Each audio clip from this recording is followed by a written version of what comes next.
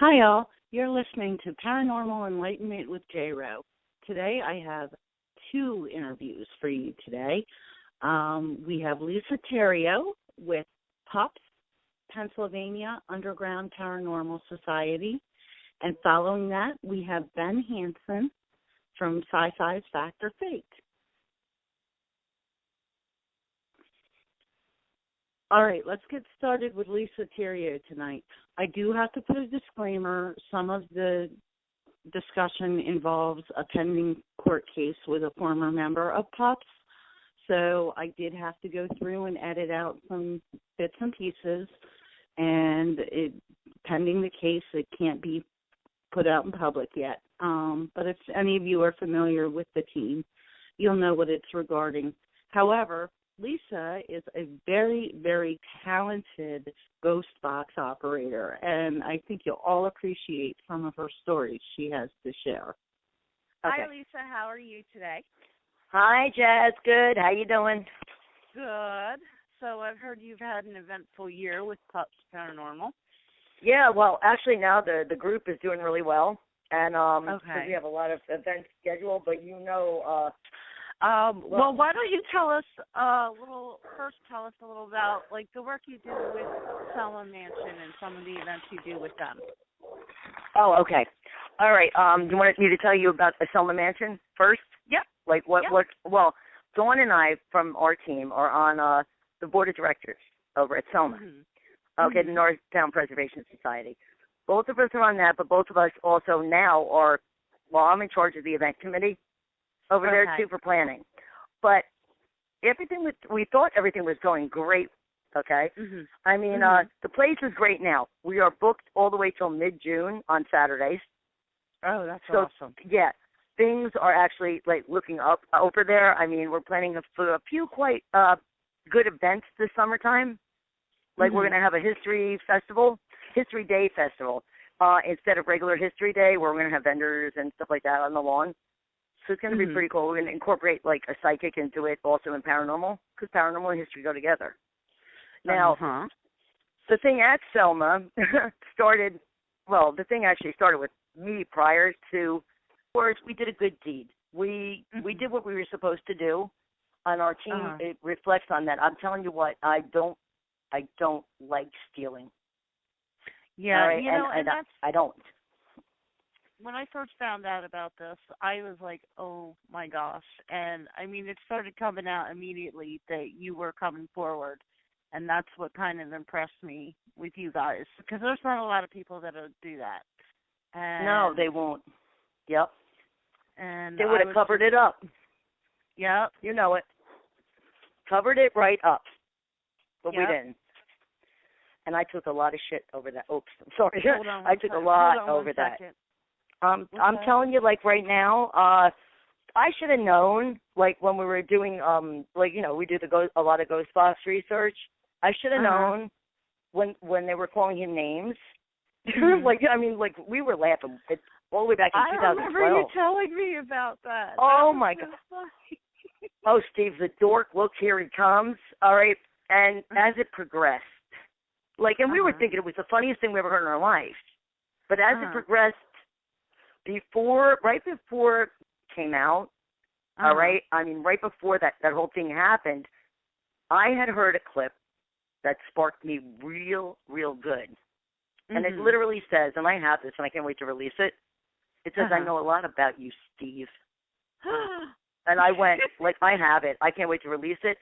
And it says, you're a predator. And you do it well. And it's all in a row. Oh, my God. Okay? And that started making me think, and of course the next one was, you're stealing. So I was like, what? Yeah. And we're watching you. And I kept getting this over and over and over and over, and you can even ask Dawn. It was like, and when I say they say his name, I don't mean like Steve or a blurp or a little blurp. It's like Steve. Yeah. Crystal clear. I remember you telling me about that. Oh, my God. How bizarre is that? Yeah, led up to. I'm telling you that by the time it was all said and done, a lot of their audio helped us find out what he was doing. Oh my God. I really, I never thanked spirits before, but you really got to thank them because they actually helped. And you know what? They help and they know, and that's a big thing for them. And it shows that they understand you respect them and that they're going to help you. And, you know, I mean, that's, you know, another big thing in this field that I have a pet peeve about is respecting the spirits. Oh, damn straight. And, you know, in this case, it paid off. I mean, it helped you guys out. And yeah, you know what? It really did. And on, all right, 2 days prior to Labor Day, right? I was in my kitchen. I was running the box. I do a lot of research in my own kitchen because it's superb. And I just had it on, and they came out and they said Labor Day is the end for Steve. And I turned around, my mouth dropped. I said, what? They said it's the end. Now, it was the beginning of the end. Labor Day is when he got arrested for the whip. Oh, my gosh. Oh, my gosh. All right, so I yeah. And they even, you know, told us, like to the point where when he was in prison, when we didn't know where he was, we would know he was in prison. I would have to look at the court dockets because they tell us. Oh, my gosh. Yeah, so it's pretty intense. I mean, when you really get down to it, I really have them to thank because it could have been worse than what it is. Oh, my gosh. It could have been worse, and they had your back. They really did. Yeah, I know. They don't like him. I know that. They do not like him. Not at all. Oh, my And I should have known between the stuff. I mean, like you said, I think we're on to something. People are losing the whole reason to why we're supposed to do this. Communication with the spirit. You know, I'm convinced that that's why I do it. That and historical renovation and research and preservation. But communication, did you ever really think we're talking to somebody we cannot see? I think communication is very important because it helps you see another part of life or, let's say, death that you wouldn't see any other way. And it's just a whole nother perspective. Yeah, it is. And think about it. We don't really know where they are because I don't think we're meant to right now. You know, I really don't because I don't think we can grasp it as humans, you know, because we're in this life. You know, we have to stick it out. Yeah, it's something we'll never know until we're there. Yeah, exactly. And, you know, I took a lot of crap over the past year and a half, or 2 years now, right? 12 to almost 2. I guess. Oh, my gosh, yeah. Well, I remember seeing your posts way back when. I'm sitting on my porch with a baseball. Yeah, I was. I was sitting outside with a baseball bat. I never knew who was going to come, if he was going to come over my fence or not. And you know what? I came home from Selma Mansion one night and found thank God I have security locks on my windows because it was lifted. My coffee pot was missing. All my clothes are gone. Oh, I wasn't kidding. That. Yeah. I remember that. You had stuff missing from your house. And why would he take your clothes? I don't know. Maybe he put them in the box of other stolen stuff. I don't I don't know. You know what I really truly think? That he gave them to somebody else. Probably. Yeah. It's very possible. Not like he's Robin Hood. But well, I mean, you're dealing with a criminal here. There's no rational. Yes, irrational, no. Delusional, yes. Okay? Because from what I hear, his boss, who I spoke to recently, his boss, before he went to prison, said he still had me listed as his wife, which I am not even married to him on the paperwork. Oh, my gosh. That's delusional. Yeah, it is. Far delusional. Oh, my gosh. Yeah, well, I mean, you know. You guys were never even married. Nope, never. I didn't want to. No, I would have never married him. Okay? You know, no. And the point is, I do have a son. Okay? And I do, and I love my son to death. But my son is far better off without a man like that in his life. Oh, definitely. I mean, that's not a very fatherly example. No, but he was a family man, remember? He's not going to jail either. Yeah, you know what? He's now sitting in there's There was no further action needed from me, that they have removed it from my record. Yeah, it means that they're going to nail him, and it also means that at least you have documented proof for the next several years if it pops up that, hey, look, it wasn't me. Exactly. No, I did. I did everything legal. Everything legal. I would do it again in a heartbeat because I don't believe in what he did. I didn't know that because I didn't see her for 17 years or more, or even more. No, 25 maybe. A long, crap, that's been that long.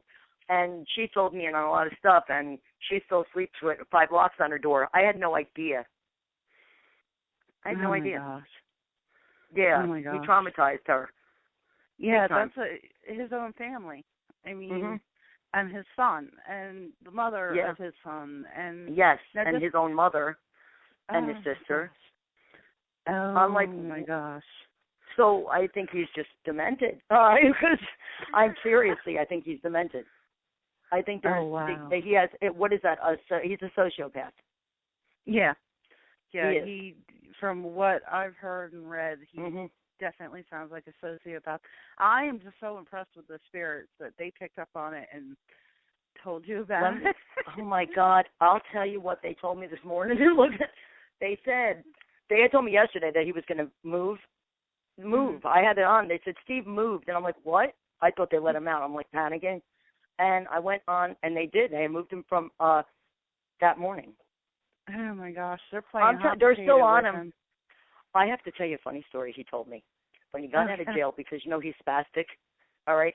When he came to see Mikey, he said when he was in prison over at Montgomery, that his cellmates had to wake him up because he was arguing with somebody in his sleep. Oh, my gosh. Telling them to leave him alone. Oh, my gosh. That they said that they wanted to call psych because they didn't know who he was talking to. It was like, no, I didn't mean it, and all this kind of crazy crap. They really are on his ass. Well, they're haunting the daylights out of him. Yes, they are. Because you know what? That was wrong. Okay, and these spirits don't like wrong. So, I mean, but they're not hurting him physically, God, no. But they're really, yelling at him, I suppose. I have no idea, but he was real shooken up about it. Yeah. He just said, somebody was with me. I said, really? There's prison's haunted. I said, no, you're haunted. Because it took him 10 minutes or something to wake him up out of it. Oh, my gosh. Well, we're going to take a quick break. This is Ben Hansen from Sci-Fi's Fact or Fake Paranormal Files, and you're listening to Paranormal Enlightenment. All right. Hi, all. You're back on Paranormal Enlightenment with J-Ro, and we're speaking with Lisa Terio of P.U.P.S Paranormal. So now, continue what you were telling me on break. Well, we know, I just told you about the him in the prison the first time, okay, with the way he seemed to be being tormented in the sleep. But you know what's ironic about this? Me and Dawn were at an event, all right, and we were running the box when he was in that prison in the car because we're crazy. We just went in the van in the middle of the night. And we asked them where they were, and they said with him. And it turns out it was the same exact night. And they said, I said, what are you doing? They said, talking to Steve. So, I mean, I know it's crazy, and people probably think, okay, these people are crazy, but we're not crazy because this actually did happen, and I look at the audio that I do have from it. That's called karma. Yeah, it really is. But I mean, when you think nobody's looking, they're looking. You know what? You're right. Because I remember that clip that says, we're watching you, Steve. I mean, it was real, because he was doing stuff that was really bad to his family. Oh, my gosh. I think about that. Even imagine. And, he's the one. There's a lot of times I will get on the media because the media will expose people, like even mainstream media, and they make it a point to say, oh, they were a paranormal investigator, which doesn't make us look good. But this is one of those cases where it's totally relevant because he used his theme, and he's the type of criminal that makes us all look bad. I know he is. I mean, People seriously. read stuff and they're like, "Oh, I don't want them in my house." It's. I know. It's awful. It is, and I'm sorry, it's not. Everybody's like, "Oh, well, he got on drugs." Yes, he's on drugs. Okay, now, but he was not on drugs with the identity theft. So that my way says you're a criminal first and a drug addict second. Not you went to drugs, you went to be a criminal because you took drugs. Yeah. Because you weren't on drugs. Yeah. There's criminals that will steal for drugs, and there's, drug addicts that become criminals. It just, it goes both ways. But with him, he's both. He's a sociopath. He really does not believe he did anything wrong. Oh my gosh. That it's okay. It happened, but now you got to forgive him. Yeah. I'm serious. I am totally serious. That's a sociopath. That is not normal behavior of a human being. Either that or his brain is shot because something's wrong. Well, it could be, but it sounds like he's had these issues for a very long time. So, I mean, if he was terrifying his sister 20-some years ago, and his mother and the neighbors, I mean, he started doing this when he was young. Yes. Yes. Yeah, it seemed like, well, I hadn't seen him. I mean, when I was a kid, I guess he might have been turning 17, and I didn't see him after that, like for many, many years, And so I didn't know what was going on with him. I when he was younger, okay, he wasn't like that. Yeah. He was fun, and we were always hanging around together. I'm talking about 13 years old, and we babysat. My best friend lived 3 doors down from him. Then she moved to where I lived, so that's why I wasn't, seeing him often, but or at all after a while. So basically, I think he started turning. I remember he stole $20 from me when I was 16, and I made him give it back to me. Yeah, and back then you don't think about that because you're kids. Yes, he was like, "Oh, I'm sorry, I didn't mean to." I said, "Give it back to me," and I cursed him out, and he did. He should have been known that this would come back to him and harm him. And he'd wind up in prison. Okay, that's the thing. I mean, I didn't know about his record either. I only knew he was in jail the one time. And then I thought, well, maybe he got traffic citations or whatever, or he was arrested when he was young because that's when he was bad. After I didn't see him, like 17 or whatever. Come to find out, we had other. As you grow older, you tend to excuse people for their younger behavior. Oh yes. I mean, it's. Cause we all have things we did that I'm sure we don't want the world to know about. Well, he had gone to jail in 2003 for credit card fraud, okay? Oh, that's the thing, all right? He had gone, but I thought it was drugs that got him. Do you understand what I mean? I had and he did great, and I'm like, okay, it was just the drugs. I had no clue until somebody that's pretty much tried to destroy my life in this field background checked him without telling me. She knew. No one told me. Oh my gosh. That hey, I mean, why wouldn't you tell me? Yeah. If you think would you assume I know? I did not know. I don't. Number one, I can't afford background checks, and why would I background check my kid's father? Yeah, really. That's all right. The thing. And that's people like him are actually making it so that you almost have to background check everybody you meet. Well, yeah, you're kidding me. I mean, I've actually called people now and said, "Can you do background check for me?" Because I am just so worried all the time. Not like it's just like anybody, like even in my kid's life. Can you do a background check on me? Because it doesn't for me because it doesn't. I can't now. I look at things a little and you know different. what? This is a good lesson for everybody else out there too. It might be beneficial to do a background check on yourself every once in a while to make sure nobody's stolen your identity. Exactly, and that's what I guess the feds are doing right now with mine. They're running a check on everything for me. They're going to run a check on everything. They said they're checking all the stuff. I believe it or not, I tried to open a Western Union, like one of them prepaid cards. I had to go through hell to open my own card.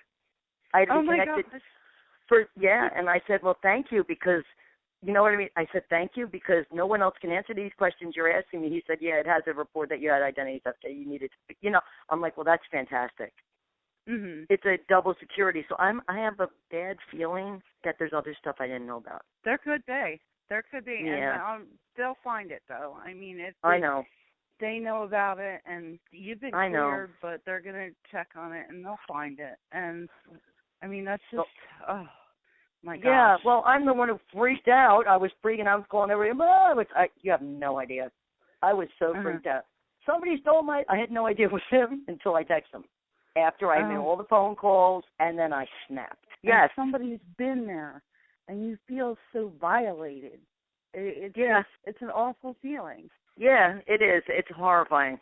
I know that when I think about it, it's that's your personal space, and invading that, it's taking something away from you.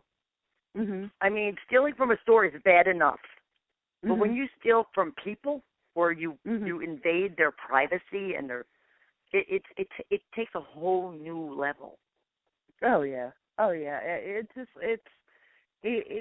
It's degrading. It's like, Yes, it's horrible. So, but people get karma, remember? No. They do get the karma. In Steve's case, I think that's just freaking awesome that they want him. Look, I've been researching with the box, and I have Frank Sumption to thank for that, because a friend that knew him was a friend of mine that I met, a medium guy. He had run the box with me in late 2008, I believe it was. He had Frank's box number 33, and he ran it with me, and I was like, well, that was cool, but does it really work? So then I went, I got the Shack Hack, right? And for a year, I tried to debunk it. Oh, yeah. I was at radio stations, taking it here, putting it under. I was, like, trying to debunk it, but after the second year, I kind of gave up. I said, well, something's happening here, because I'm getting, like, EVPs, straight EVPs, right, of the same voice that I'm getting coming out of the box. Oh, my God. I said, something is going on. Okay, yeah, because they're the same. They're the same voices. They come on EVP or so it was starting to, get a little bit weird. So when I ask a question, I guarantee you just run a recorder and ask where's Steve, and they'll tell you. It's just I got to that point. I mean, I do believe they can manipulate. I do believe they can manipulate objects. I wish all of them were that helpful, You know what? I think they are. I think we just don't know it. It could be. We're probably just not paying attention, or we don't see it sometimes. Or we don't understand it. I know when I get that gut feeling, and every time I go against my gut feeling, I end up going, yep, listen. Me too. Now I think I'll ask first. No, you're right. Ask first. Like, usually, I'm at the point now where before anybody enters my personal life, I'm like, what's your full name? Social Security number? Right. Never go against your first instinct. That's one thing I'm going to do from now on. Never go against your first instinct. Because you go, I'll just give it the benefit. No. Never go into, no. Always go with that gut feeling. Why don't you tell us some more about some of the events that you and P.U.P.S have coming up? Okay, we're going to Gettysburg next week for a Phenomenon or Phenomenology. We're going to have a table over at Gettysburg. I know, I can't wait. Stop by and see you. Oh, I can't wait, yes, because it's going to be great. There's going to be so many good people there, and it's going to be fun. I don't know which day I'm going to pop down, but I want to pop down and see Oh, everybody. you have got to come. Definitely. And I've missed it the past couple of years, so I'm like, I really want to go. Oh, God, yeah. Oh, my God, yeah. And then, he let Walter in. The dogs are coming. No, not now, honey. Then we have May 30th. We have, we're going to New Jersey Para Unity Expo. And yes, we're doing that. We have a table there also. Awesome. Okay, and then we're going to be doing a couple of events at Selma, We just haven't secured the date. We're going to be doing the History Day Festival on June 28th, but that's really the Norristown Preservation Society. But we're going to have paranormal things included that day, too. Oh, interesting. All right. So it's going to be a festival. You know, we're going to have, oh, my gosh. I'm going to try to get maybe possibly some Reiki in there. I mean, like, we'll have, like, the cool things and then all the historical society. It's good to merge the two together. Walter, get out of there. Well, you know, and the history goes along with a lot of the paranormal. Yes. Because it helps, it bridges that gap of understanding of where some of these people might have come from. Exactly. You know what? And doing it over and over again, like being at Selma, I can pretty much stake my life on Ruth Thornance. She's there. Okay.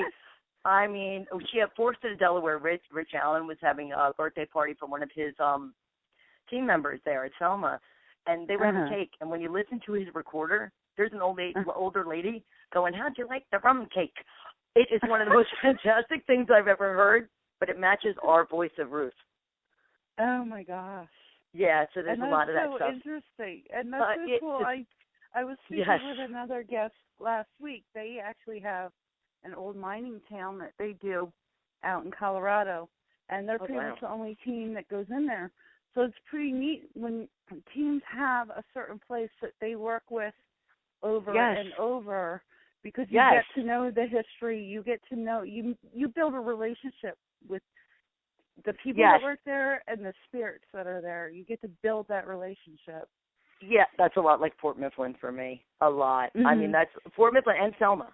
But they're connected anyway. Did you know that? No, they're really I didn't connected. know that. Yes, they are connected.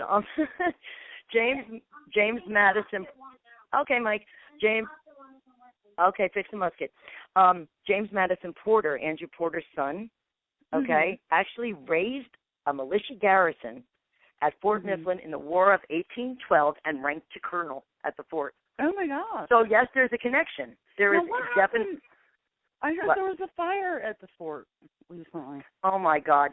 It was, that just devastated me. Yeah, the officers' quarters. There was a fire. It was electrical, old wiring. I don't know, maybe an animal or something. You know how that works with electrical fires, but it must have been in the wiring system or heating system or something. And it set up. But thank God, those little Cub Scouts did not go to bed. That's all I got to say. There were Cubs in there and Boy Scouts. Yeah, they were outside having a function there? Yeah, they were having the thing. Thank God, because if not, there would have been thank God Wayne woke up too. You know what I mean, for the fire, because he was upstairs in the officers' quarters. That's where his apartment is for when he does when he stays there. And thank God, I'm just so thankful that the Cub Scouts didn't go to bed and they wanted to have hot dogs or whatever they wanted to do and run around the fort. And then they went in and said that it was foggy or something, and then came out, and that was it. It was like, thank God, because they actually saved everything because they were there. If no one was at the fort, the officers' quarters would have burned to the ground, except for the brick. Yes. I mean, it's got a lot of damage. It's got a lot of damage. I look at the frames in the windows, the original frames, the eight panes of glass, and they're all gone. All the windows are gone. And I keep thinking, oh, my God, they got to rebuild them because they have to. Yeah. I grew up, my stepdad owned a very old house, like 1832. And when he bought it, there had been a fire in it the year before. And the family took a while to sell the house, and my dad had to completely renovate it. And we're talking, some of that stuff you actually have to have remade. And it's not easy, and it's not cheap to restore. No, it's not. And it's not. And I mean, I guess they have insurance, but that does not cover everything. And I guess a deductible. I mean, there's a whole bunch of. They're going to have to put quite a bit of money, so they're taking donations for it at the fort. So they are taking if anyone, donations? Yes. If anyone wants to donate, this is bad. I mean, we all were there last Saturday doing cleanup, but me and Dawn got casemate duty, so I had soot under my fingernails. I was in the fireplaces that were cleaning the casemates. But the guys were there with the hard hats on because the ceilings and insulation and everything were pulled out. and they really could use the donations towards fixing it. I mean, okay, that's one sure hell of a job. Note of that. You know, make a note of that. Yeah, you could always just call the fort, donate the fort, hit www.fortmifflin.us, and go right to their site to donate. Yeah, that's now, Selma takes donations as well, correct? Yes, Selma is taking. Yes, and also we have a drive for a membership drive going, where you become a member of NPS, Northern Preservation Study. Plus, we do have overnight investigations for groups. They can book. We're booked, I think, till the second week in June. All right, or through the second week in June, and then they can have it. We're trying to get the Saturdays out because it's easier for people. They can have Friday, they can have Tuesday, they can have whatever night they want. But it's $50 per person, and all the proceeds go straight to the Preservation Society. They don't reach Steve first, and then you know what I mean. They're all going to the Preservation Society. We actually did very well. We had a public overnight a few weeks ago and raised just with our deductions for the propane and things we needed. We raised close to $1,000. Oh, in one night. Awesome. In one night. Mm-hmm. Yeah, I'll make note of that too. Steve's account is now closed, and he will not be getting bailed out with this money. Yeah, right? No. Yeah, Steve's account's not, it doesn't go into Steve's account anymore. That's what he was doing, is having him write checks into his name. Oh, my God. That's how he was doing that and taking cash. I mean, but cash was hard to prove. The checks were really easy. All right, so. That's awful. I know. Yeah, I know. But that's how he got caught. And it didn't hurt that he told me that the taxes went straight into his bank account. That your tax fraud? I can't even believe, and not that I am excusing anything he did. I know. He blatantly put half of this in writing to you. I mean, That's what I said. I said, does he really think that I'm going to be okay with that? Yeah. I mean, I got it all in right. I even got him recorded, and then he stole from Selma, but I can't use that. It's inadmissible. But just in case I had it. All right. Yes, I did. Well, it's inadmissible, but once it's heard, it's heard. I'll have to put excerpts in something and send it to you. Yes, I did. Excerpts. But seriously, all in all, I mean, Selma is booming. We are getting heat. We're going to have heat this winter. In Selma. Awesome. Yes, we are. The bathroom's all done. We got the water running and everything like that. But now, and the whole work on the outside, the cornice up top, they're all fixed. The windows are almost done. I think we got 2 left. Everything is getting done, but a heater for people to come for overnights during the winter when they don't have places that have heat. Selma's going to have heat this winter. And Selma is crazier now than it has ever been with activity. Oh, my God. It is. Well, I bet they're all hysterically excited that Steve's in jail. Oh, my God. You have no. We saw the craziest thing at Selma Mansion on that public overnight. We had our group up. We had a group of maybe about 7 of us. And there's public and everything. And we're up on the 3rd floor. And Dawn, I, and Athena from Fort Sid, Delaware, and Rich was, I don't know where he was at this time, but it was the 3 of us in the hallway outside the bathroom on the 3rd floor with the closet bathtub, right? Mm-hmm. And Mary Ann is right outside the door, and Dee and everything, from all outside the door. And we saw this thing come out of the bathtub, all of us. Oh, my gosh. First, I thought I saw a child's head pop up. Do you know what I mean? But a shadow, black. And we're all looking, all right? And I said, and everybody goes, and Mary Ann had saw that with me. And I think Dayton was there. And I was like, did you see that? And all of a sudden, everybody's looking, do you see that? And it was like this blob. I don't even know. I'm never going to make fun of another paranormal movie ever again in my life because I always made fun of them, and I swear it was my karma. Okay? I swear to God. I swear it was my karma. It came over the side of the bathtub, right? And it was like getting darker and looking, I can't even describe it. And then I saw it go plop. Like it plopped. Like if you were to take a body out of a tub that's dead, you know how they pull them and they go blah, blah, like that, like in the movies? Yeah, it would just plop down. But there was no body shape to it. You know what I mean? And then oh my gosh. We were watching it move, and we're sitting on the floor. Mm-hmm. And I'm like, And everybody's like, do you see it? I was like, yeah, I do, because it's right in front of me. It came out of the bathroom. And Marianne said to me and Dawn and Athena, I can't see you anymore. She said, all I see is the red lights on your recorder. Oh, my gosh. And that was it. Dawn, my Dawn that's scared of everything, went into big protection mode. Uh-huh. I've never seen her do that. And everybody, I'm cursing it out because I'm from Jersey. I'm like, go back where you belong or whatever, And you could watch it dissipate. Oh, my God. I have. Well, we did have publican. Mm-hmm. Somebody could have brought something with them. That's true. Somebody could have brought something with them. And that, that quite often happens. Yep. I mean, we don't know. I mean, it could have been that we swear Steve had an attachment with him. It could have been that last attempt. I do know that Selma is on my bucket list to take my son to. Only oh God, he'll love it. Mm-hmm. He talks to the dang things. He's just like, he'll sit there and hold a conversation. And have him go sure Mike. Mikey. Have him take Mikey. Will go around the house with him. Mm-hmm. Yep. Those two parts. Yeah.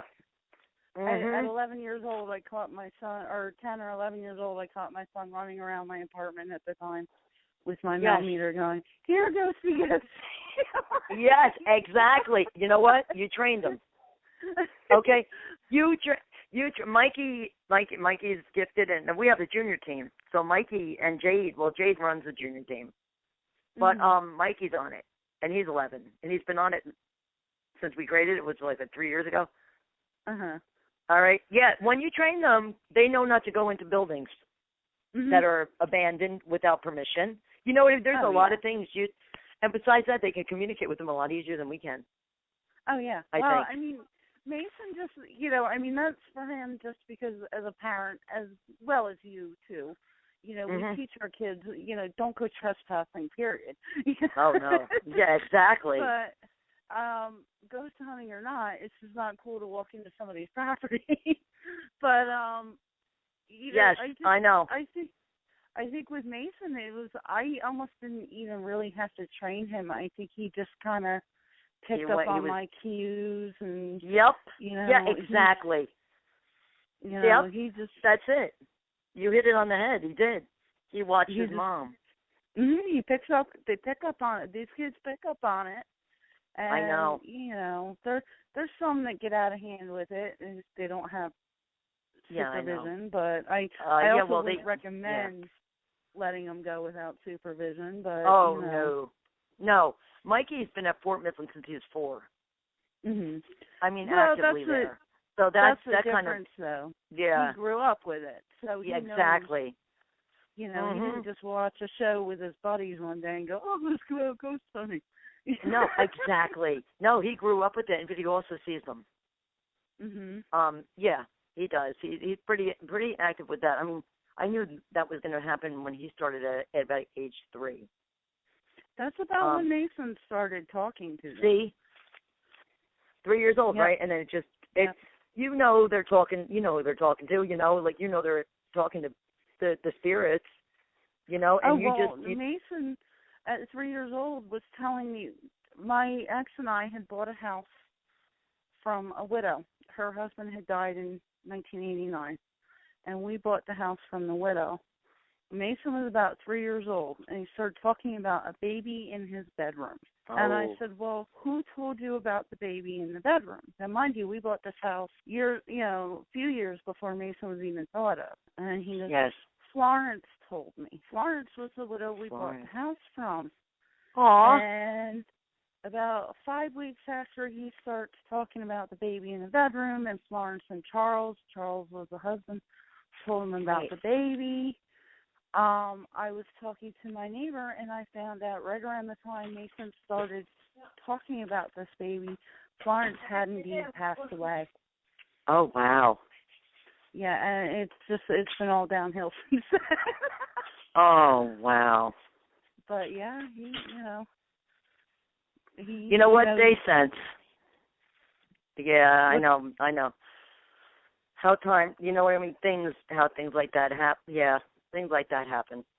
Jeez. And he just, even my ex who is total skeptic could not believe what he was hearing coming out of his 3-year-old's mouth.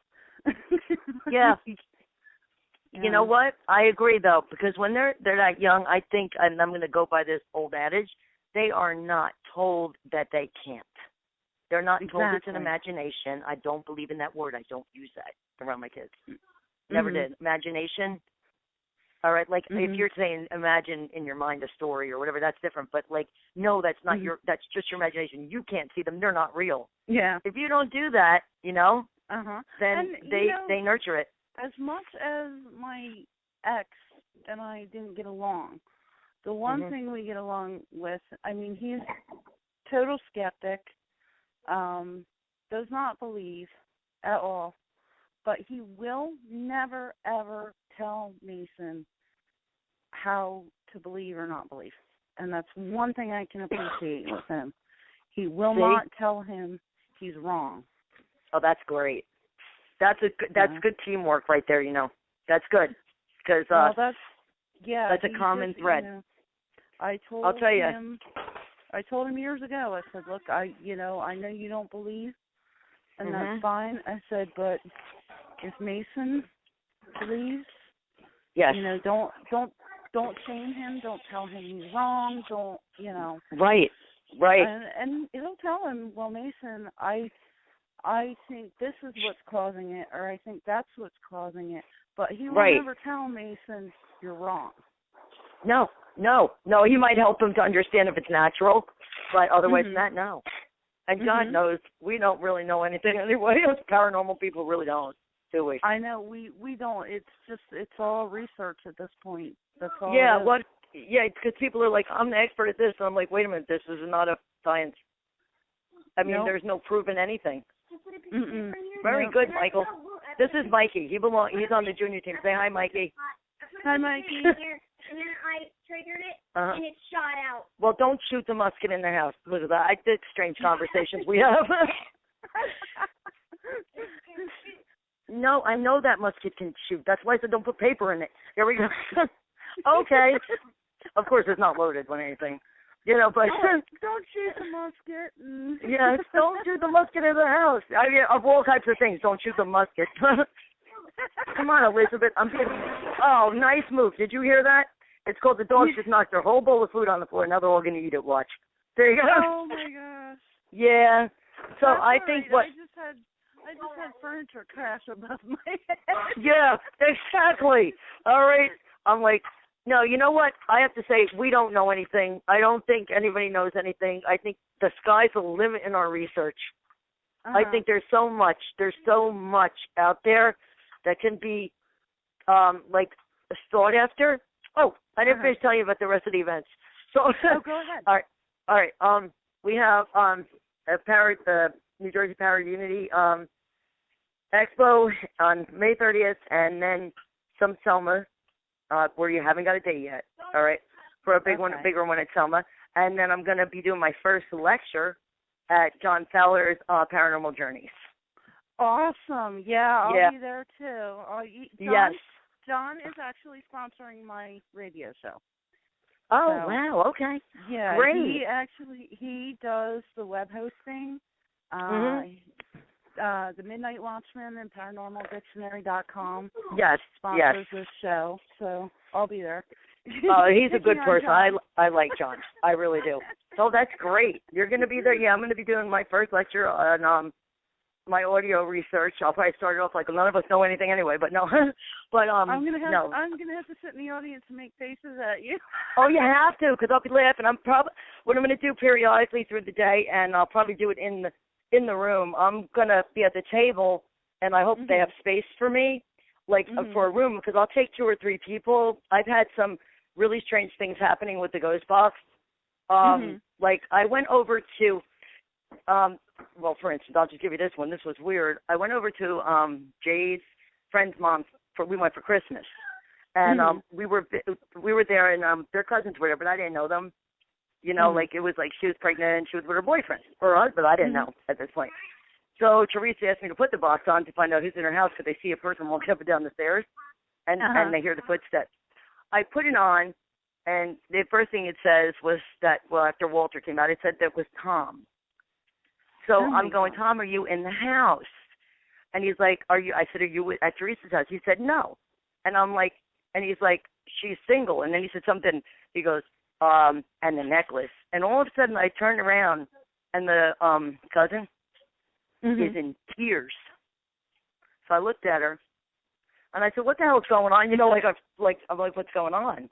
And she goes, well, she goes, that's my ex-boyfriend. He died 10 years ago. My ex-fiance, he died 10 years ago.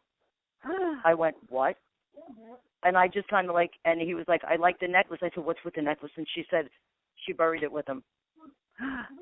Okay. And I said, well, Michael, no. And then I said to her, I said, Tom, I said, what do you want to say to her? And, you know, and he said, I tried to save her. And I said, what does he mean? And she's still crying. She said, he died in Iraq, walking with civilians, and he hit a landmine. Oh, my gosh.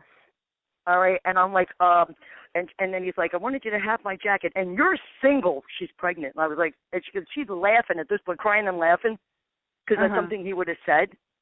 You're single. And I go, wait a minute, what? And she goes, I am. Guess you're single and pregnant. You're not married. Yes, and he died in Iraq, and and the other things he said to her were very personal, you know, but he gave his name clear off the bat. I mean, it was clear. It was Tommy is what he said, Tommy. And I thought about that. And it happened at Selma on another occasion. It also happened there when I was running it, and we had the publican. Like, it was only a group, but I didn't know, like, I knew the one lady, but I didn't know who her friends were from work. And I was hearing an ICU beep, and it was freaking me out. I was hearing beep, beep, beep, beep, and it was just that ICU. So I called my team members, Jerry and Mikey, and they came up. And then the other two ladies had come up, all right? And then the other one, I think one had already left. And we're like, who? And I'm thinking they're talking about Steve because they're saying Stevie. But I didn't, I wasn't quite sure because they were saying Stevie, and you don't call him that, right? Nobody's saying nothing. I'm like, well, what hospital is he in? New Jersey, right? And I'm not thinking nothing. I'm like, no, he's not. But I'm like trying to figure out why they're calling, you know. The one lady went home to her answer machine on her phone, her house phone. Her brother-in-law, Stevie, was admitted into Cape May Hospital in ICU that night. Oh, my gosh. So I kind of think something else is happening. Now, because it's not just me. Let me ask you a question with the ghost box. Do you think the people that use it, like, for instance, if you use it and you take it to Selma and you get these responses, do you think the spirits there kind of get used to the person operating the equipment?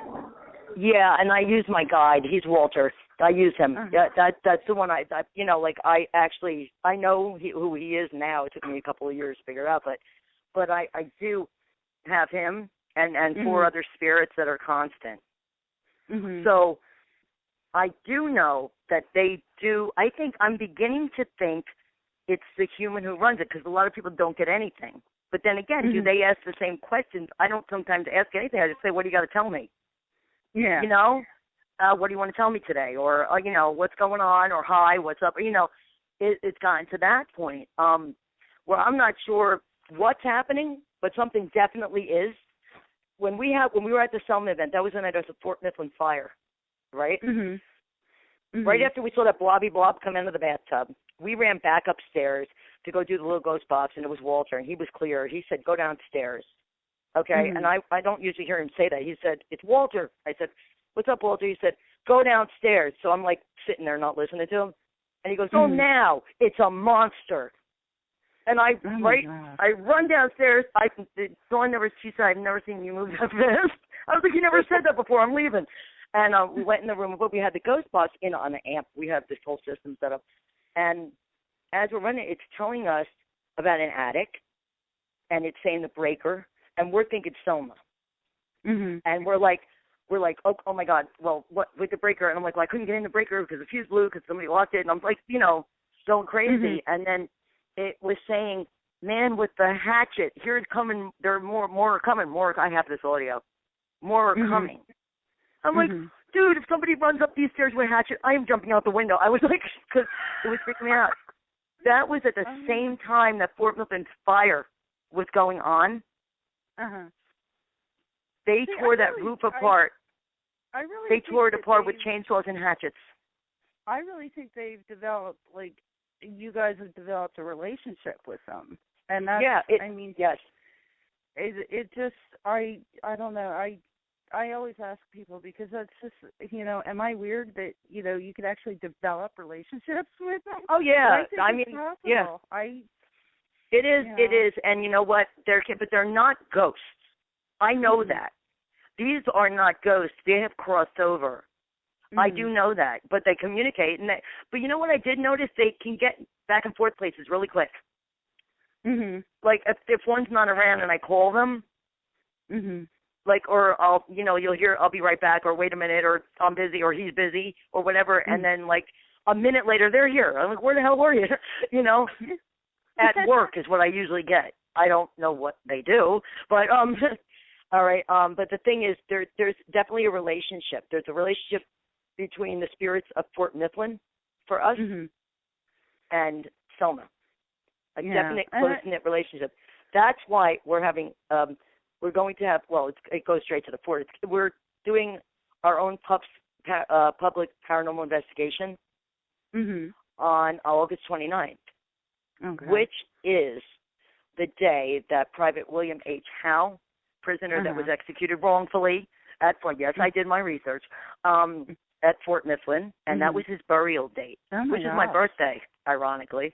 But which we know we've communicated with, and we talk to him all the time, like literally, like using EVPs, whatever we need to do, he does reach out and communicate. So we decided to take it on a different level, and instead of going in there, what we're going to do for the first hour is throw a celebration for the spirits. Oh, I music. Appreciate that. Yeah, they do. I know they're going to, because nobody really does. I mean, everybody loves them, but nobody's ever honored like the spirits I'm talking about, you know.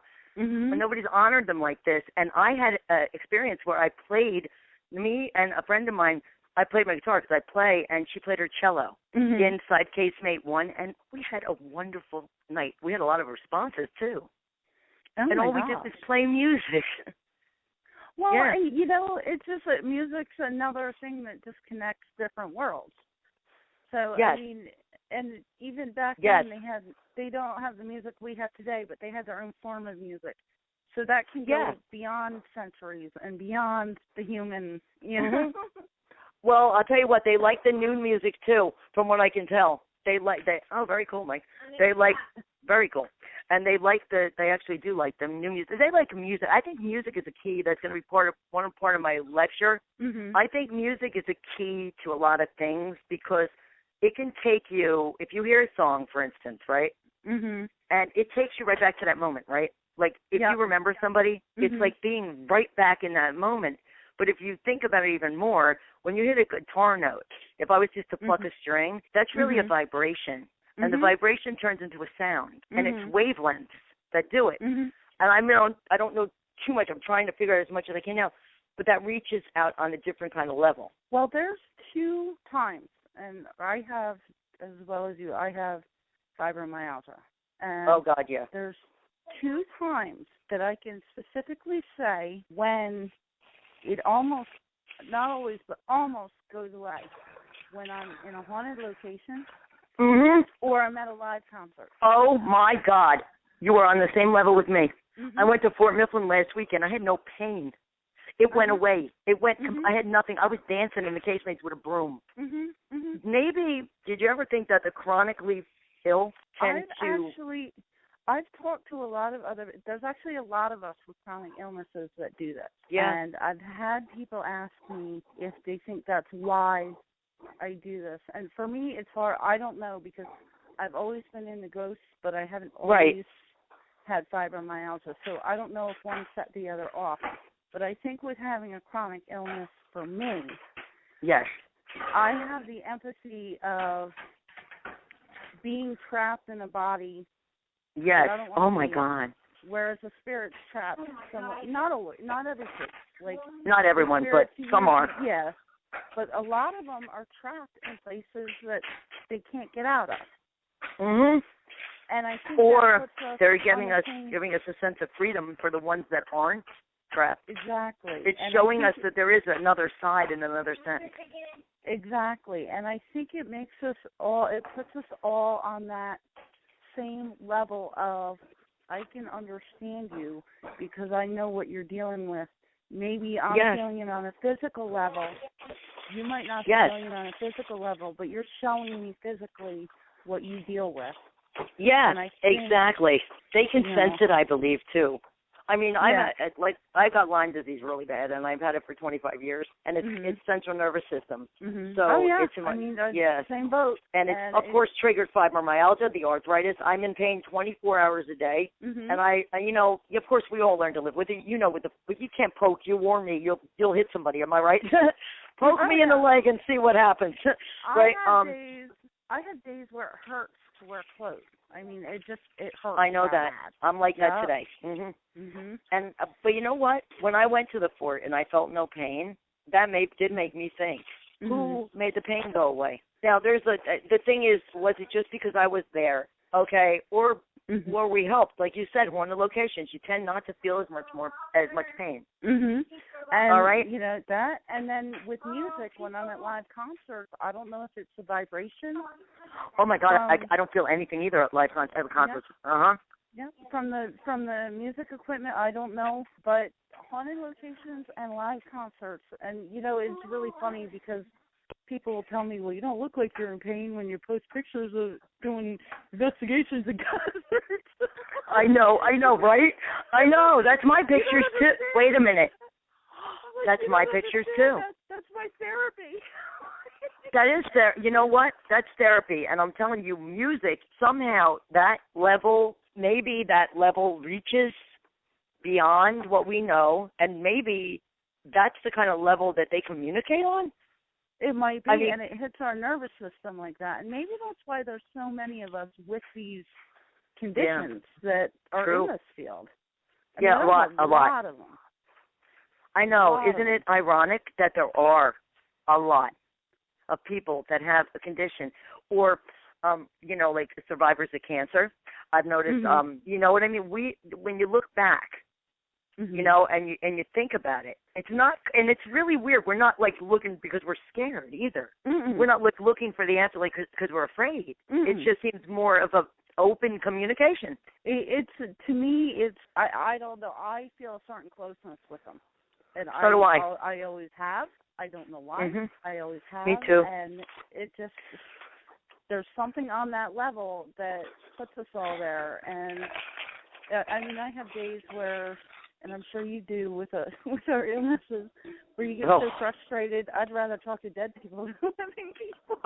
Yeah, quite a few of those. Yes, exactly. I'd rather because there's no stress involved. I know.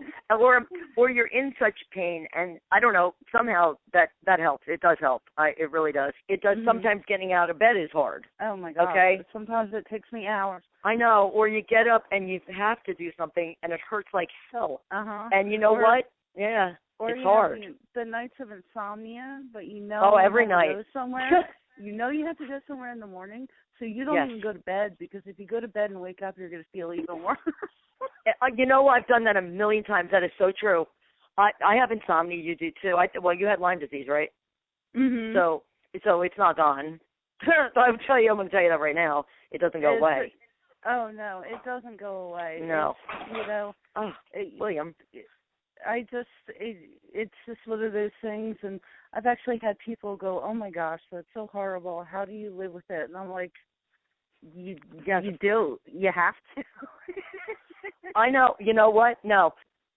The pain that we feel, every day, which a lot of people, right away, oh, you're lazy or whatever.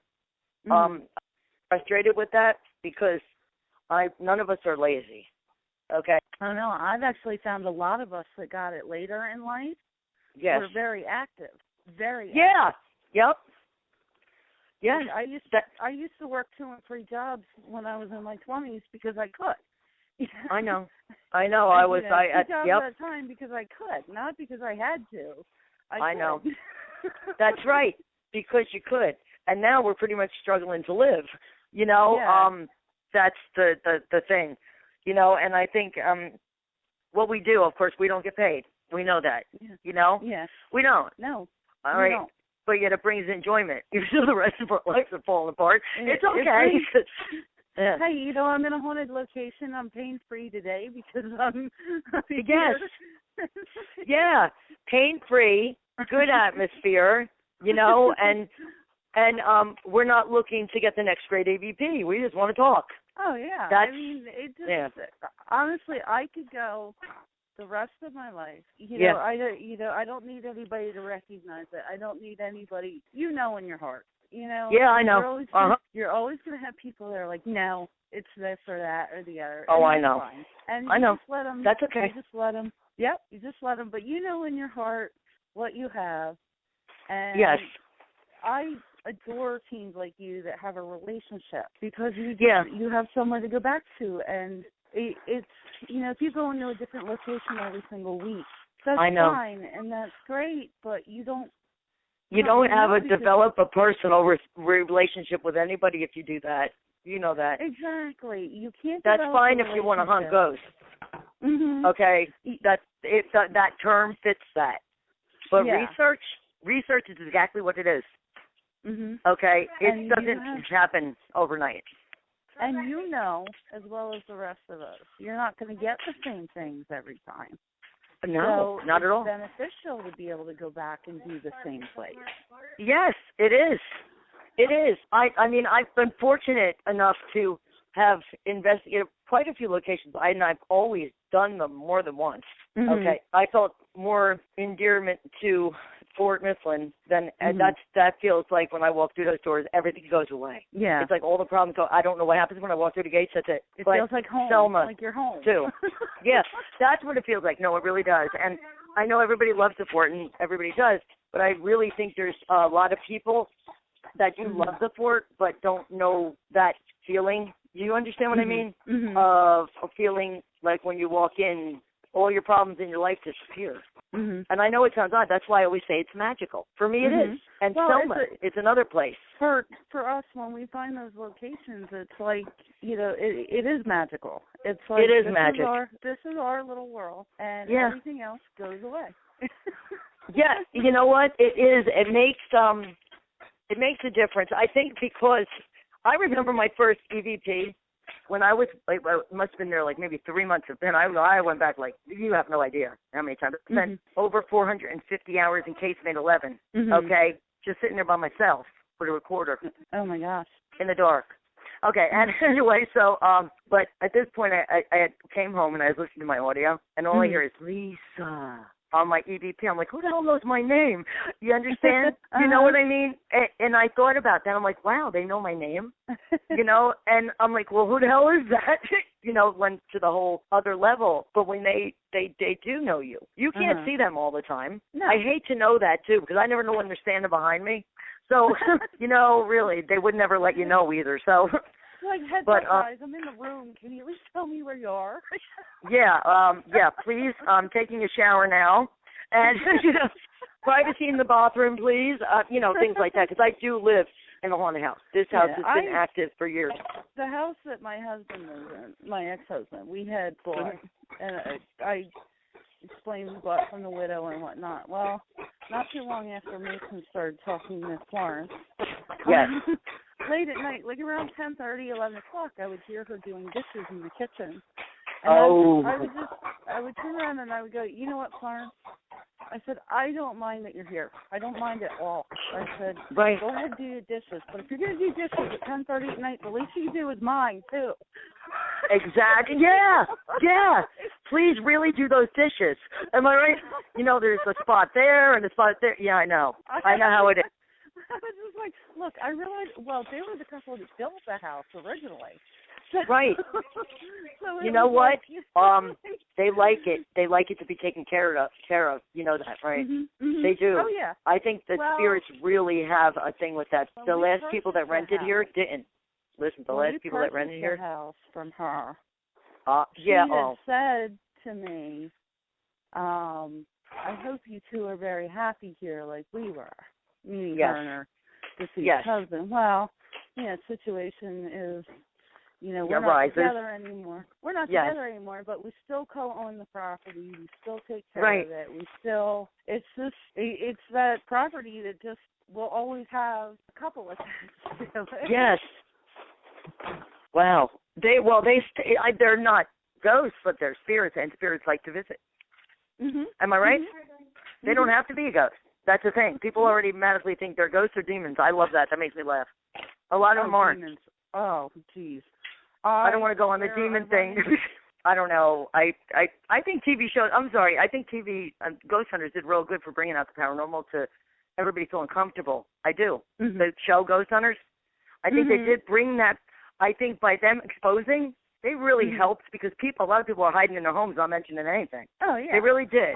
I think it but helped. Then, I mean, with TV, there's good and bad to it. I mean. Oh yeah. It brought it to light, and it made people not afraid. Yes, and not that's ashamed. what I said. Yep. But on the other hand, now everybody wants their house on that show. You know what? The thing is too. I know. But when I think about that stuff too, it's only an hour, and editing comes by TV. People. Oh yeah. If you really left the 8 hours of sitting in the dark on this. 8 hours of sitting in the dark, but let's remember there's 3 hours of setup, 3 hours of tear I know. Hours to get there, to go over the history. I've had people ask me all the time, I'd like to go on a ghost hunt with you. And I'll be like, okay. I'm like, what do you know about it? Oh, I've watched all the shows. Yeah. And I'll be like, you know that. Oh. I was like, I said, so you know about as much as reading the Sunday comic books. Exactly, because there's not. All right, never mind that. What about reviewing 8 cameras? Okay, 8 hours apiece. Okay, my hair went in my dog bowl. 8 hours of review on 8 cameras each, and you know what I mean. Or audio recorders. How many do you have? Where are you going? How many hours it takes to do? And it's a lot of work involved, and you really need to be trained to get that ear going. Oh yeah. It's not. I think it's video. All right. My ADHD kicks in. I'm all over audio. I'm good with video. No, my ADHD kicks in. I'm down the block. Oops, I forgot I have the video on, so I don't do the video. Really does. It's bad. I'll look over in the right, left. I'm the one not for the audio because I can sit there and look at video while I'm listening to music. Oh, see, me, I do the audio. I cannot. I'll see something to the left. I'm out in left field. But with audio, I can focus. I can stare at the Acoustica because I use Acoustica on my analyzation. I can stare at that screen while I'm doing audio. Because it goes together. But once for video, I can't do it. I'm looking to the right of the screen. Did I miss something on the left? I'm rewinding it every 2 seconds.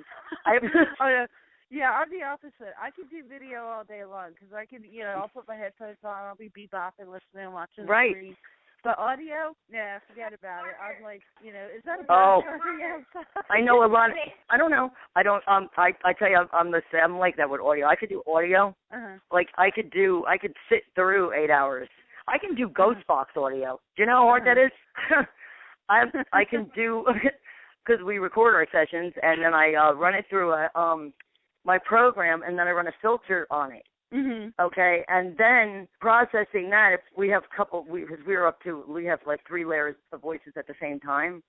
And so if they're all talking at once, so it is just a matter of pulling it up, running a filter, then slowing it down periodically to reach where you know exactly what they're saying, and then so 5 minutes audio takes an hour and a half. Oh my gosh. Yeah, but I can do it. That I can do. Everybody gives me their stuff, and I'll go like, "Why are you giving it to me? I was in the room with you. I got my recorder. Don't bother," because I can analyze that. See, audio. I'm the exact opposite. Video, I can stare at a screen for hours as long as I have my headphones on or I'm doing something else. I could stare at the screen, but yes, to sit there and listen to audio, and that drives me batty. I can't do it. I'll start a conversation with somebody and I'll forget, and I'll be like, oh, wait a minute, now I have to rewind 20 minutes. Oh, see, not me. No, I can do. I could just, if you know what I mean, sit in front of the audio. Sit in front of the screen and listen to the audio for hours. Okay, all right. I was a musician, so that zones me out. Well, that's what it is. Yeah, that might be why you could do the audio better. By ear. I was a mm-hmm. musician by ear. Yeah. Everything I played was by ear. I played guitar since I was Lisa, 6. Well. Oh yeah, time's a running. Time for bed. I had to get going, and I have stuff to do. And but Lisa, I would to thank you for coming on. Oh, tonight. I love you, Jess. I can't wait to see you next week. Yay! I know. I'm only stopping down for like one day, but I was like, there's so many people I have to see, and I'm like, and I know. found that you guys were going, and I was like, I can see them again. It's going to be fun. It is. It's going to be great. I can't wait to see it. All right, I'm serious. All right, and I'll see you in Gettysburg. All right, I'll see you in Gettysburg. All right, I love you, Jess. Love you too. Bye. Bye. Bye. That was Lisa Terio with P.U.P.S Paranormal, and you can reach them on Facebook at Pennsylvania Underground Paranormal Society. Next up, we have Ben Hansen of Sci-Fi's Fact or Fake. He stopped by to give us a visit and catch us up since last year on all the new projects he's working on. I hope you all enjoy. Okay, hi folks. You're listening to Paranormal Enlightenment with Terio, and tonight we have Ben Hansen. Hi Ben, how are you tonight? Good. How are you doing? Thanks for having me. Oh, no problem. I'm doing great. It's actually been about exactly a year since I talked to you last, and the last we spoke, you were working on your night vision ops. How's that coming along? Oh, it's good. It's good. We, I'm still a spokesperson for Bushnell, their company Night Optics, and my company Night Vision Ops. We've been doing a lot of kind of like sky watches and MUFON and paranormal conferences this year. So it's been a lot of fun. Oh, cool. Do you think you'll find that plane that's been missing? Oh, I know. I haven't watched the news in the last couple of days, but it's so strange how they have a lead and they run over there and they check it out and it doesn't turn out to be anything. And well, they were saying when they see it from the satellite, by the time they get to that location, sometimes it's not going to be there. That it could sink or something. Yeah. Yeah, I don't know. I find it hard to believe that something in that plane isn't going to float to the surface that could be recognized. I know the ocean is huge, but every single one of those, like seats, they're flotation devices, right? Yeah. So you've got all that. You've got people's baggage. You've got all sorts of things that are going to float no matter what. And it doesn't matter how far down in the ocean it is, as long as that breaks apart, something's going to come up and you're going to get like a trail of debris, and yeah. It's amazing they can't find anything. But what other projects have you been working on since we last spoke? Well, a lot of people still ask about our show, Fact or Faked, and Sci-Fi, we hear things from them every so often, and unfortunately they haven't picked it up yet. I don't know that they will. I think that it's something that's not just our show; it's every show. Yeah, I was gonna ask you about that because last year it was kind of in limbo, and then I every now and then I check on it because I love the show and I wonder when it's going to come back. And it's still in anything I found, it's still in the status of it's on hiatus. So I wasn't sure. I'm like, are they trying to make a decision? And I did hear that Sci-Fi was kind of trying to reconfigure their formatting as well. So I don't know. And they that one. Well, what I tell people is like either way, I mean, you're going to see at least myself, maybe a couple of the rest from my team that are still going to be on TV doing things. It may not be fact or fake, but I'm doing a show with the Smithsonian Channel and History Canada, which is a UFO documentary that we're currently filming. It probably will air in the fall, which is really cool if you're into the history of UFO reports and digging through the files and then going out and finding out what really happened. Is a really cool show. And then I'm being considered in talks with several other shows, for other things. So we do that, and then of course I kind of got into the producing myself. So I've got a bunch of projects I'm trying to sell. I'm still very busy doing events. Coming out to the Pennsylvania area MUFON actually, and when is that? That one's in, I want to say July or August, somewhere around there. Oh, yeah. Interesting. I'll have to keep my eye out for that. Okay, yeah, it's actually in New Jersey, just over the border, but it's considered the Pennsylvania area MUFON. Yeah, I actually can see. I live right on the Delaware, so. Oh, okay. Perfect. Yeah, I'm very eastern Pennsylvania. Halfway between Allentown and Philly is where I am. But oh, so cool. if you're right over the border in Jersey, it's within an hour or so from anywhere I'm at. Well, so you should stop by then. Should be a really cool convention, and I haven't been to the East Coast for quite a while. I'm doing something in upstate New York in May, but it's been a while. It's been a while since I've been there. So yeah. I know. Well, you're always welcome to come to the East Coast, where you're always welcome here. Now I'm going to take a quick break. So we're going to cut the break, and we'll be right back with Ben Hansen. Okay. Hi, folks. I just wanted to remind you all, Paranormal Enlightenment with J. Rowe is brought to you by The Midnight Watchman and ParanormalDictionary.com. Now back to Ben Hansen. Hi, folks. It's J. Rowe, and you're listening to Paranormal Enlightenment, and we're back with Ben Hansen. Ben, I wanted to ask you, I saw something on Facebook probably a couple weeks ago. You're working on some sort of like bulletproof backpacks and stuff for kids? Yeah. I like that. Yeah, I am. Well, like coming from my background in law enforcement and those who may have read my bio or know about me, I used to investigate child abuse and investigations and severe physical, sexual abuse type things. And so I've always kind of had a special, place for kids and protecting them. And there's been a lot of, let's say, media hype.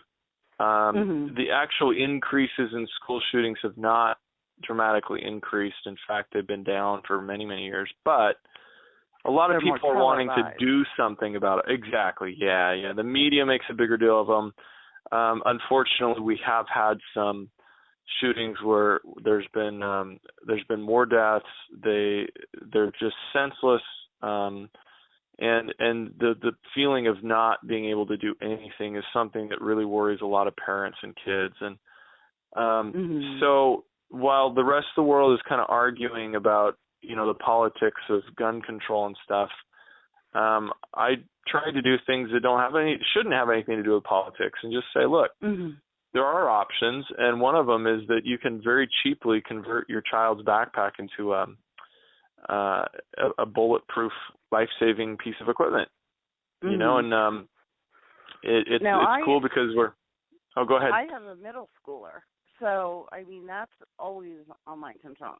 Is when we went to school, our parents always told us, we don't want you cutting school because when you're at school, you're safe. Well, now it's not like that.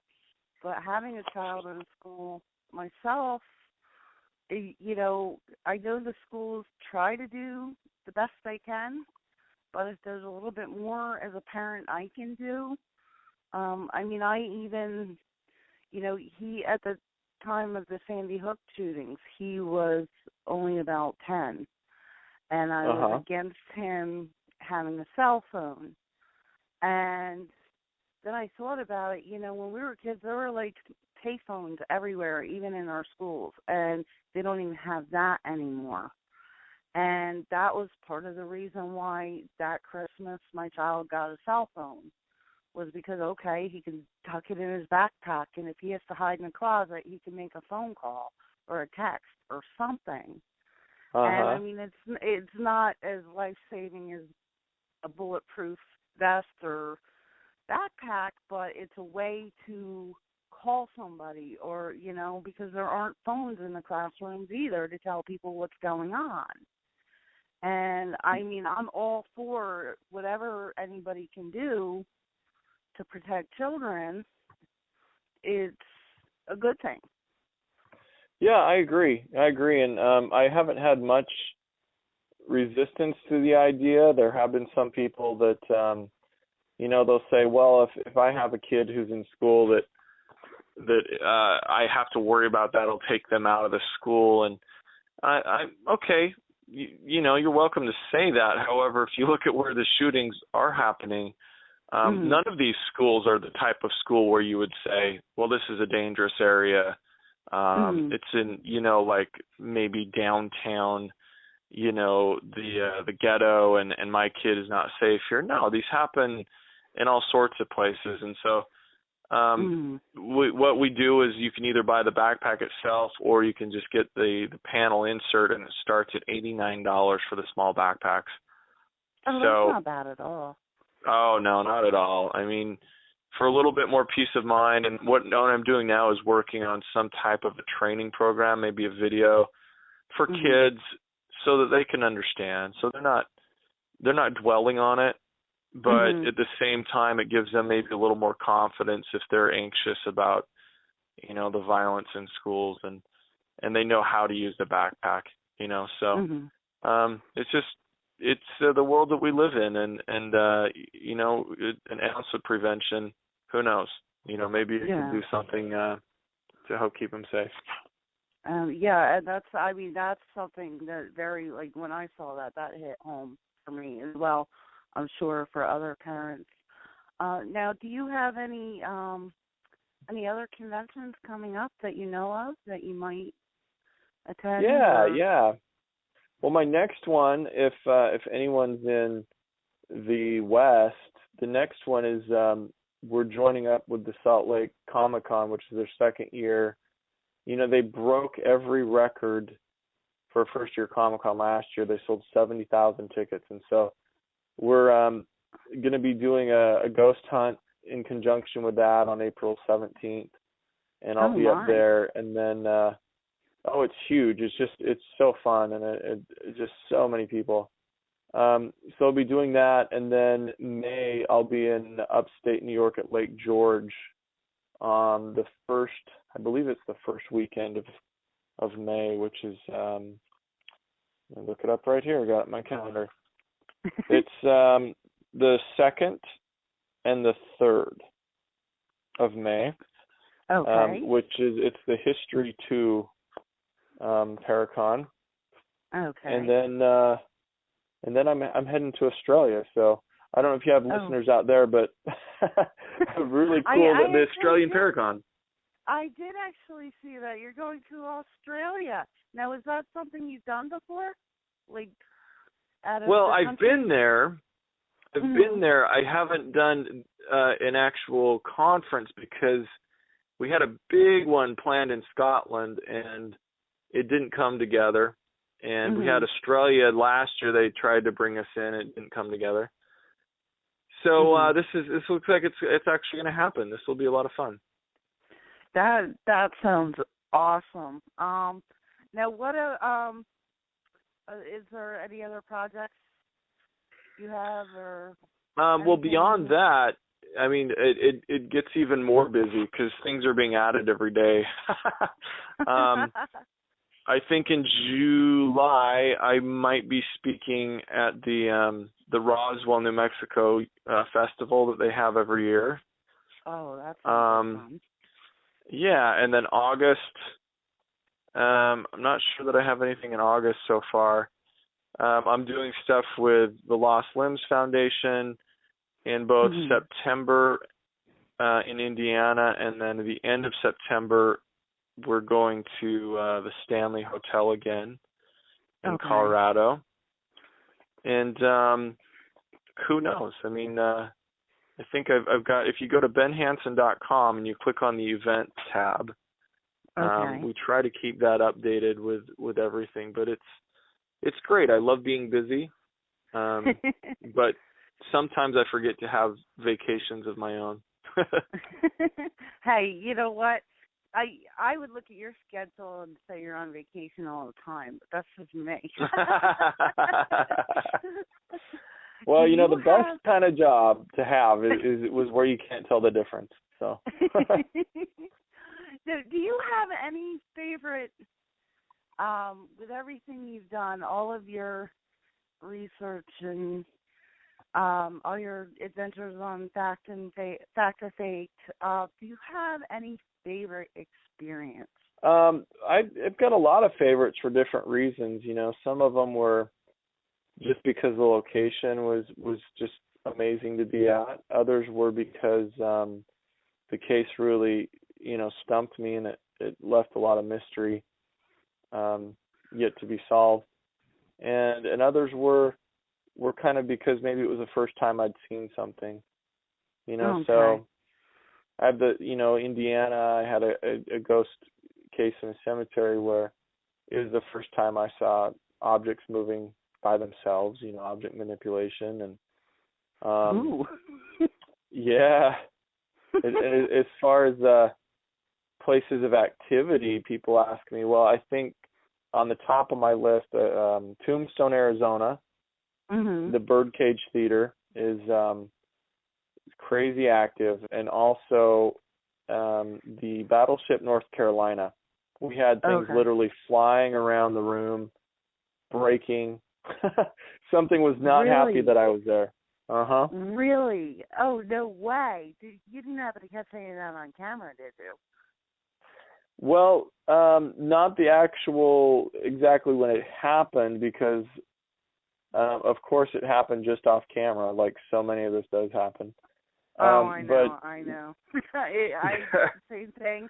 I know that feeling. You grab your camera, it's done and over with, it's gone. It's like yeah. I don't get it, but it doesn't help, when you try to explain it to people, like, right, like, no, really. I tell people, like, I really walk around with a camera and lighting crew with me, right? Yeah, exactly. So we did capture what it destroyed our DSLR camera.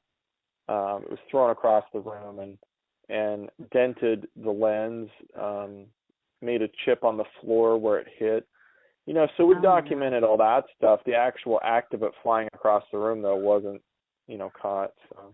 Yeah, I would just love one of these days for somebody to be lucky enough to just get that on film. Well, I think there are videos out there.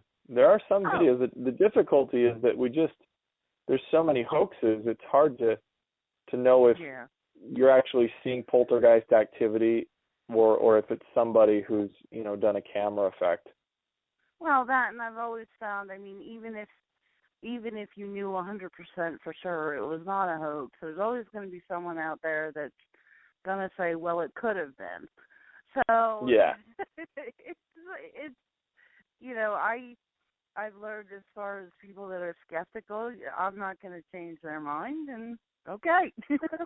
Yep, for sure. And that's the best way to approach it, because if you know the truth and you present the facts, then that's all you can do. You shouldn't spend your time wasting, trying to convince people. So.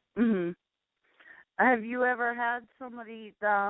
I know I get a lot of people that will come to me and ask me, and they'll show me evidence, and I'll say, look, I wasn't there. I wasn't there. I don't know. The best I could do is explain what I'm seeing going on with what you give me, and then they'll argue with you. Does that ever happen to you? Oh yeah, yeah. I try to respond to them in a way that they can't be offended by it, because they think that I have a crystal ball that I look into. They'll send me a photo that's very obscure, and they'll say, if you look in the very top left corner of that window, you'll see a face. And if I've studied enough, sometimes I can pick out something that looks like a face. And they'll tell me, is it real? Is that a ghost? And I have absolutely no idea, like you said, because I wasn't there. They should have been trying to do their own experiments or figure it out when they were on location, and they could look at the photo, because now they know the whole environment has changed. The camera, the lighting, everything. There's no way to go back and try maybe recreate it exactly. And even if it was, there's so many artifacts or things that go wrong with cameras. I can't tell for certain. And I've never seen a full-body apparition. I've never seen an apparition. So I can't tell you what it's supposed to look like. That's interesting. I have. Me and my son have. And it was like within 20 minutes of each other, we saw the same one. Oh, wow. I've never seen it again. It was in my one apartment. We had, the living room and the kitchen had a knee wall between them, and I was sitting at the kitchen table with my laptop. My son was in the living room, and I looked up over into the hallway, and a full-size man walked from my front door to my bedroom. There was like a little hallway there, and I was kind of floored. I was stunned. I was like, wow, okay. So I didn't want to panic. My son's like right on the other side of the knee wall. I kind of just casually grabbed my camera. Of course, again, you know, once you have the camera, they don't like to show themselves. Sat there with my camera. About 20 minutes later, my son goes, "Mom, where are you going?" I said, "What do you mean? I'm right here." He goes, "I just saw you walk into the bedroom." And wow. I'm like, no, that wasn't me. So then I started running around the apartment. I was on the second floor of the building. I'm, checking the blinds, flicking the lights off and on. There, I was living right on the river at that time, so I was like waiting as cars would come off the bridge to see if the lights were somehow shining up into my apartment, and that wasn't the case, and I just couldn't explain it. Oh, wow. Well, you're lucky. You're lucky, because as much as I've been doing this and sounds I've heard, lights I've seen, I've just never seen an apparition. So. Yeah, that's just, and it was just a one-time thing as far as seeing things. Now he and I will hear the same things, but for some reason it seems to act up more when he's around.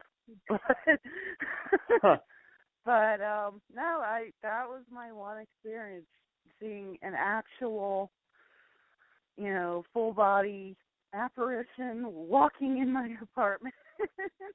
Wow. I had other incidents around the apartment before that and after that, but that was actually the only time in the 3 years I was living there I actually saw the whole thing. I bet you're glad you're not living there now, huh? Actually, I miss living there. I grew up in haunted houses. I always lived in old houses that had histories, and when I come across a house that's not haunted, I just don't want to be in it. Yeah. But all right. Is there anything else you want to put out there that you have going on? No, not really.